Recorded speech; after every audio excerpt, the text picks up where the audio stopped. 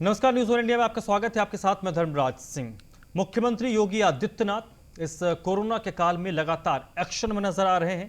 CM ने मिर्जापुर और गोरखपुर का दौरा किया।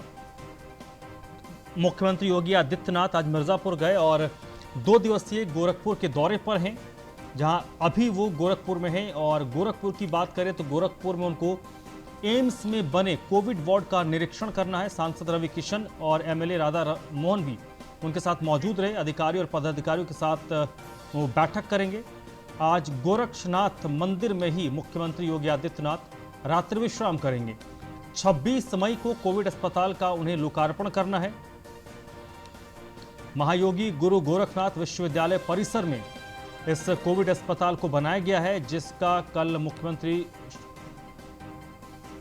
शुरुआत करेंगे। और लगातार अगर बात करें तो अलग अलग जिलों का मुख्यमंत्री योगी आदित्यनाथ दौरा कर रहे हैं।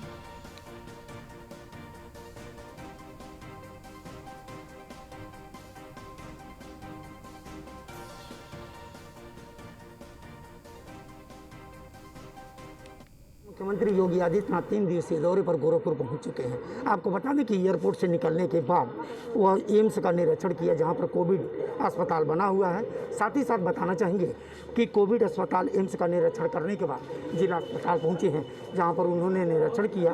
उसके पश्चात यहाँ से मेडिकल कॉलेज के लिए वो रवाना हो गए। यही नहीं, आपको बताना चाहेंगे कि रात्रि विश्राम गोरक्षनाथ मंदिर में करेंगे और मेडिकल कॉलेज में इस समय अधिकारियों के साथ, जो मंडल के अधिकारी हैं, समीक्षा बैठक करेंगे। तीसरी वेव जो कोरोना की आने वाली है, उस पर किस तरह से नियंत्रण किया जाए, उसकी रूपरेखा तैयार की जाएगी। साथ ही साथ अधिकारियों को ये भी निर्देश दिया जाएगा कि किस तरह से कोरोना मरीजों को इलाज बेहतर से बेहतर दिया जाए, उसकी सुचारू रूप से रूपरेखा तैयार की जाएगी। Harendra Dubey, news 1 India, Gorakhpur. के समय 40 लाख माइग्रेंट लेबर यूपी में आए थे। उनका व्यवस्थित पुनर्वास, उन्हें कोविड महामारी से बचाव, और ये प्रयास निरंतर हमारे चले। फर्स्ट वेव और सेकेंड वेव सामान्य थी, लेकिन संक्रमण फर्स्ट वेव की तुलना में सेकेंड वेव में 30 से 50 गुना अधिक थी, और इसके कारण ज्यादा लोग संक्रमण की चपेट में आ गए। अचानक ऑक्सीजन की डिमांड हुई। आज मुझे बताते हुए प्रसन्नता है कि ऑक्सीजन की इस डिमांड को ध्यान में रख करके उस समय तो भारत सरकार के सहयोग से ऑक्सीजन एक्सप्रेस और एयरफोर्स के विमानों के माध्यम से लिक्विड मेडिकल ऑक्सीजन को हर जनपद तक पहुंचाने की कार्रवाई हुई। बहुत सारे जनपदों ने बंद पड़े ऑक्सीजन प्लांट को अपने यहां संचालित करके स्थानीय स्तर की आवश्यकताओं की पूर्ति करने में मदद की। लेकिन भविष्य की चिंता हमारे सामने है। हर जनपद ऑक्सीजन के क्षेत्र में आत्मनिर्भर हो सके, पर्याप्त मात्रा में ऑक्सीजन प्लांट आज हर जनपद के अंदर लग रहे हैं, और हमने हर जनपद को कहा है कि एक नोडल अधिकारी इसके लिए तैनात करिए, जो केवल ऑक्सीजन प्लांट को स्थापित करने के लिए वहां पर निरंतर उसकी समीक्षा कर सकें, उसकी मॉनिटरिंग कर सकें और उन्हें समय सीमा के अंदर स्थापित कर सकें। ये कार्रवाई प्रारंभ हुई है।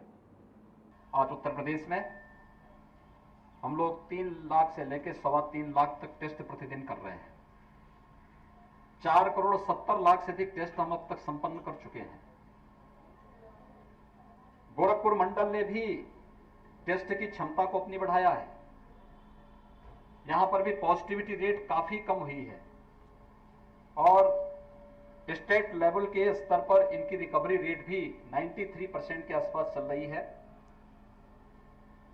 इस संबंध में जो आवश्यक कदम उठाए जाने हैं, इसके बारे में आज चारों मंडल इस मंडल के चारों जनपदों से हमने यहां पर बैठक करके उनकी प्रोग्रेस को देखा है।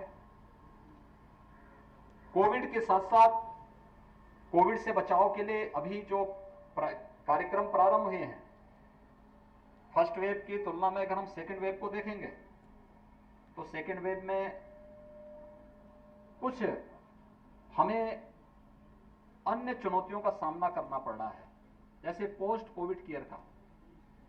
हर जनपद को पोस्ट केयर वार्ड हर जनपद में बनाने के लिए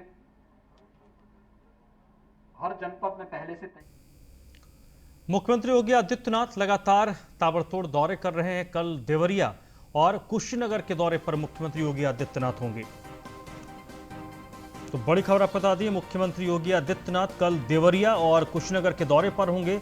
27 मई को बस्ती और सिद्धार्थनगर का मुख्यमंत्री दौरा करेंगे। इस दौरान अस्पतालों का मुख्यमंत्री निरीक्षण करेंगे। स्थानीय जनप्रतिनिधि और अफसरों के साथ उनकी मीटिंग होगी। मुख्यमंत्री योगी आदित्यनाथ लगातार ताबड़तोड़ दौरे कर रहे हैं। कल की बात करें यानी बुधवार को देवरिया और कुशीनगर का मुख्यमंत्री दौरा करेंगे और 27 तारीख को बस्ती और सिद्धार्थनगर जाएंगे।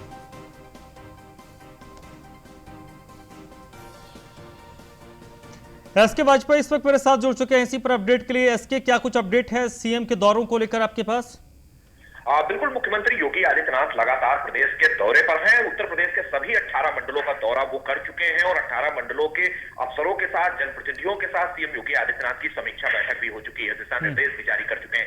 आज वो 18वें मंडल गोरखपुर में है, जहां पर वो अस्पताल का निरीक्षण कर चुके हैं, एम्स में भी जाकर देख चुके हैं और अब वो जनप्रतिनिधियों के साथ बैठक कर रहे हैं। कल वो कुशीनगर और साथ ही साथ में गोरखपुर के पड़ोसी जिले देवरिया भी जाएंगे, जहां पर स्वास्थ्य सेवाओं का निरीक्षण करेंगे, अस्पताल जाएंगे, इंटीग्रेटेड कंट्रोल रूम सेंटर जाएंगे, जिसके बाद अफसरों और जनप्रतिनिधियों के साथ बैठक है। उसके बाद अगर हम 27 तारीख की बात करें तो बस्ती और सिद्धार्थनगर का दौरा करेंगे।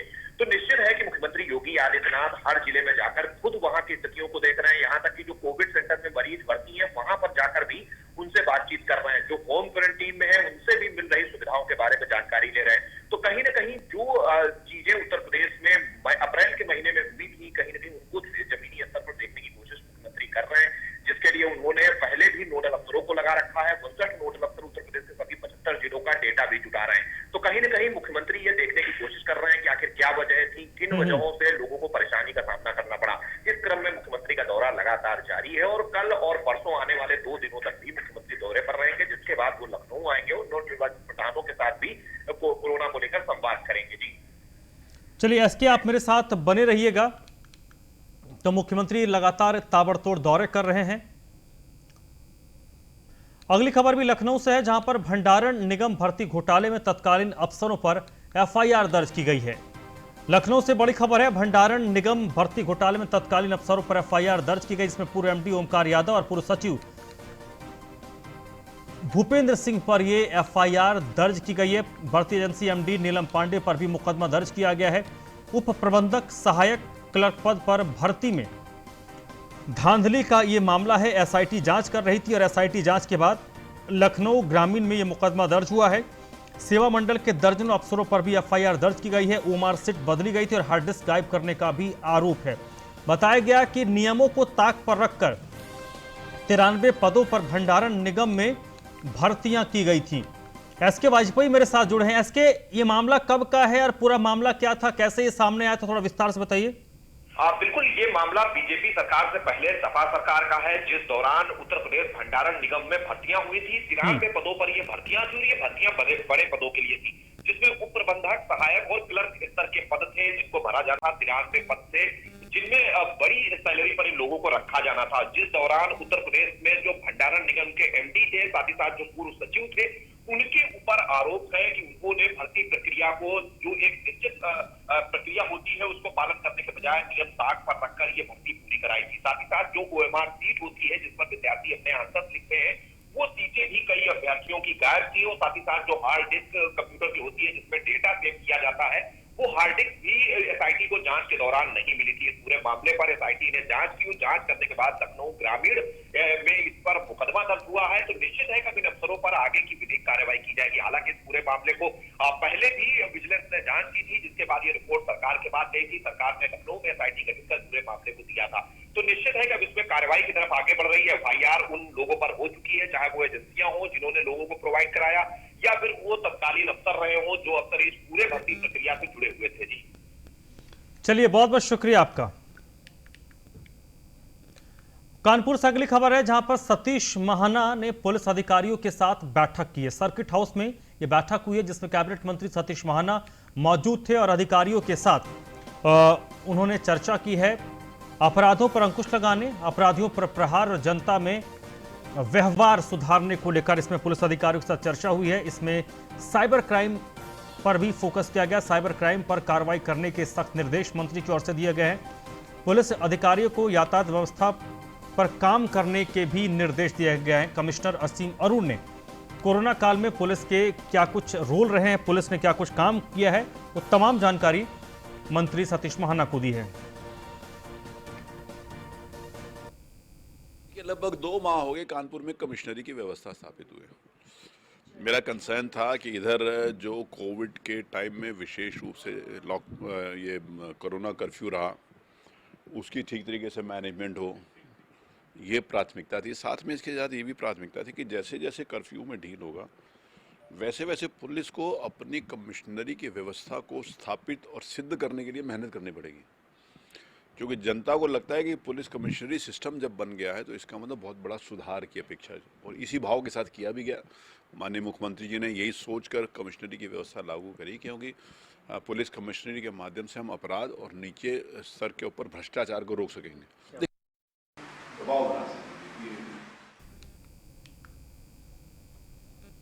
हरदोई से अगली खबर है, जहां पर जल शक्ति मंत्री डॉक्टर महेंद्र सिंह ने गांव का निरीक्षण किया है और कई परियोजनाओं का स्थलीय निरीक्षण करने के लिए पहुंचे। डॉक्टर महेंद्र सिंह ने गांव के लोगों को बाढ़ के कटाव से निजात दिलाने के लिए जो काम हो रहा है उसका निरीक्षण किया है। इस दौरान क्षेत्रीय बीजेपी के विधायक आशीष सिंह समेत डीएम अविनाश कुमार भी मौजूद थे।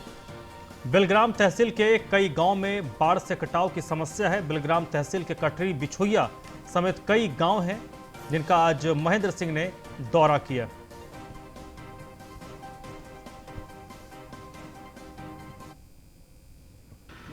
आज हम हरदोई में यहाँ बिजूपुरा और मुखपुरा में खड़े हैं। राजघाट का ये पूरा एरिया है जो श्रद्धा से लोगों के जुड़ा हुआ है, और यहाँ हमारे विधायक आशीष जी ने इसके लिए बहुत प्रयास किया था, और उन्हीं के प्रयासों के कारण से यहाँ ड्रेजिंग का भी एक अभूतपूर्व कार्य हुआ है। और बचाव के कार्य के दृष्टि से भी आप लोगों ने देखा होगा कि यहाँ से लेकर मखपुरवा तक का पूरे क्षेत्र को बचाने के लिए भी बड़ा काम हो रहा है। बड़ी बात है कि अब तक बाढ़ के काम कब होते थे और ख़त्म हो जाते थे पता नहीं चलता था, लेकिन माननीय मुख्यमंत्री जी के निर्देशानुसार अब इसका पैसा जनवरी माह में ही उन्होंने दिया, और बाढ़ आने से पहले हम पूरे काम को पूरा करेंगे। जनता भी देखे और जनप्रतिनिधि भी देखे कि हमारे क्षेत्र में। नसीम इस वक्त मेरे साथ जुड़ चुके हैं इसी पर अपडेट के लिए। नसीम, बरसात शुरू होनी है और बरसात में कटाव की समस्या सबसे विकराल रूप अख्तियार कर लेती है। उससे पहले किस तरीके से गांव को बचाने की कोशिश है, कटाव को कैसे कम करने की कोशिश है ताकि नुकसान कम से कम हो? जी देखिए, मैं बता दूं, हर वक्त हर साल जो आप यहाँ हरदोई का जो मामला है, हरदोई में लगातार बाढ़ से लोग पीड़ित हो जाते हैं। वहीं पे जो गंगा किनारे जो लोग बचे हुए, जो बस्तियां बसी हैं, वो बाढ़ में आने से लोग बेघर हो जाते हैं और वहाँ पे रहने के लिए मजबूर।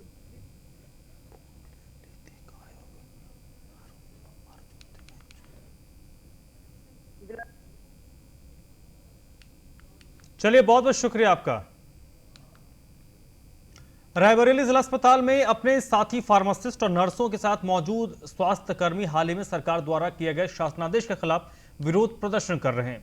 शासनादेश में सरकार ने कहा है कि कोविड केंद्र और कोविड अस्पताल में तैनात सभी स्वास्थ्य कर्मियों को 25% भत्ता बढ़ाकर वेतन दिया जाएगा।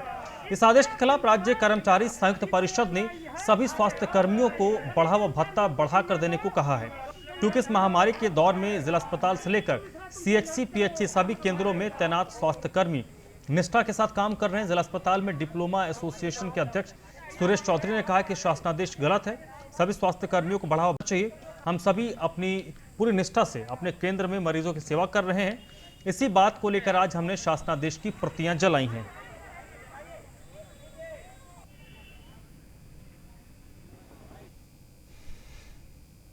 आज स्वतंत्र भत्ते के विरुद्ध में जो हम लोग प्रतियां जला रहे हैं शासन की, कुछ परिपक्व शासन का हम विरोध दर्ज कर रहे हैं।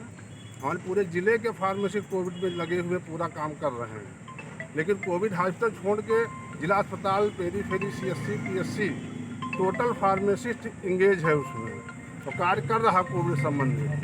लेकिन जो ये आदेश हुआ है केवल जो कोविड हॉस्पिटल में है उनको ही नॉन कोविड को नहीं दिया जाएगा, तो पूरे जिले की समस्या है, पूरा फार्मासिस्ट हमारा पूरे जिले का कोविड संबंधित कार्य सबसे महत्वपूर्ण भूमिका निभा रहा है।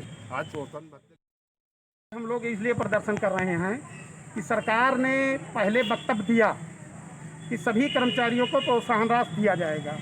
जब शासनादेश आया तो उसमें कर दिया जाए कोविड के हॉस्पिटल में कार्य करने वाले कर्मचारियों को दिया जाएगा। कोविड का काम कर रहे उत्तर प्रदेश के लगभग कर्मचारियों का जो 2 या 2.5% कर्मचारी है। हापुड़ में पोस्टमार्टम के लिए मोर्चरी में तैनात कर्मचारी ने रिश्वत मांगी है। रिश्वत नहीं देने पर कर्मचारी ने गलत रिपोर्ट देने की धमकी दी है। हापुड़ का मामला है जहां पर एक कर्मचारी पोस्टमार्टम रिपोर्ट के लिए रिश्वत मांगता है और उसने ये धमकी दी कि अगर रिश्वत नहीं दी गई तो पोस्टमार्टम की रिपोर्ट वो नहीं देगा या फिर गलत रिपोर्ट देगा। तीनों के पोस्टमार्टम के लिए आरोपी धीरज ने 4500 रुपये मांगे थे। आरोपी ने 53,000 रुपये लेने के बाद परिजनों को शव सौंपे थे। अब इसका वीडियो वायरल हुआ है तो स्वास्थ्य महकमे में हड़कंप मच गया। सीएमओ ने चिकित्सा अधिकारी को इसके लिए जांच के आदेश दिए हैं। सड़क हादसे में इन 3 लोगों की मौत हुई थी। अनियंत्रित ट्रक ने बाइक को टक्कर मारी जिसमें 3 लोगों की मौत हुई थी और इसके लिए बाकायदा पैसे लिए गए हैं।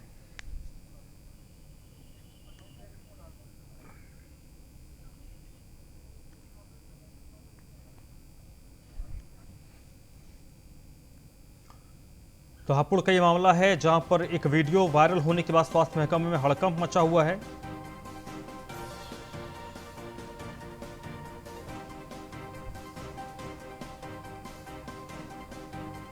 सड़क हादसे में 3 लोगों की मौत हुई थी और इस मामले में जो पोस्टमार्टम रिपोर्ट के लिए पैसे मांगे जा रहे हैं। मर्चुरी में हम जब बॉडी लेने गए तो 1500 रुपये पर हेड के हिसाब से उन्होंने पैसे मांगे। फिर बाद में 2500 रुपये में उन्होंने बॉडी दी। किस एवज में मांग रहे थे? किस एवज में मांग रहे थे? पैकिंग वगैरह करने में कि भाई पैकिंग लगेगा, इसमें हमारा जो भी केमिकल लगेगा 8-9 तरीके का केमिकल है और बहुत चीज़ें लगती हैं और जबकि ऐसा कुछ नहीं था। कह रहा है अल्कोहल आपकी रिपोर्ट बनाऊंगा मैं, 5000 रुपये दे दो वरना अल्कोहल। ये अभी कुछ मेरे नॉलेज में आया कि कोई कल एक्सीडेंट से मामले संबंधित पोस्टमार्टम कोई केस आए थे और उसमें जो पोस्टमार्टम में करने वाले जो डॉक्टर के साथ असिस्ट करने वाला जो व्यक्ति होता है हमारा 4th क्लास, उसके द्वारा कुछ इनसे वार्तालाप की गई है जिसकी पूरी जांच करी जाएगी। जबकि ऐसा हमारे कभी कोई पूर्व संज्ञान में कोई ऐसा मामला नहीं आया है। यदि ऐसे किया गया तो पूरी जाँच करके उसके विरुद्ध कार्रवाई की जाएगी। सीएमओ ने बताया कि उन्होंने आपको जाँच के आदेश दिए। जैसे ही मेरे को पता आएगा तुरंत जाँच करके जो भी होगी अगर उसके द्वारा लिया गया उसे तुरंत हटा दिया जाएगा। तो इसको लेकर जांच की प्रक्रिया शुरू हो गई है।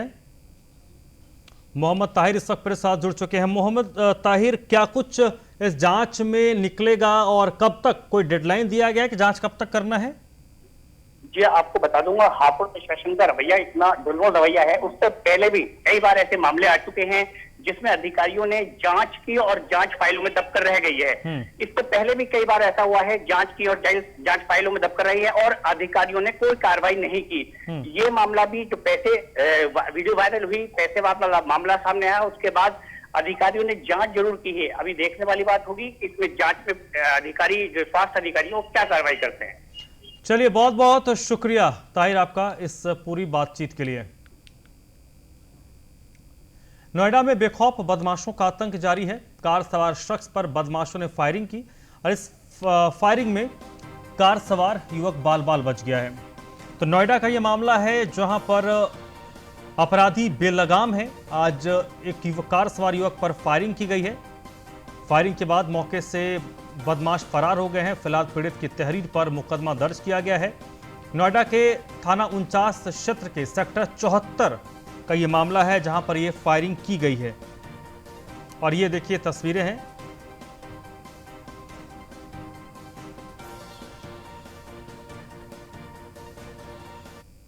मिली थी कि सेक्टर 49 क्षेत्र में एक गाड़ी पे गोली चलाई गई है। इसके संबंध में जानकारी प्राप्त की गई तो पता चला है कि सोरखा गांव में 2 व्यक्तियों के बीच में कुछ दिन पहले विवाद हुआ था, झगड़ा हुआ था और उसमें जो भी आरोप बताए गए थे उसकी जांच की गई थी। उसके बाद उसमें मैदानी कार्रवाई की गई थी और उसमें दोनों तरफ से ही कंप्लेन किया गया था। आज एक पक्ष की तरफ से दोबारा ये कंप्लेन किया गया है कि उनकी गाड़ी का पीछा करते हुए कुछ व्यक्तियों ने उनकी गाड़ी पे गोली चलाई है।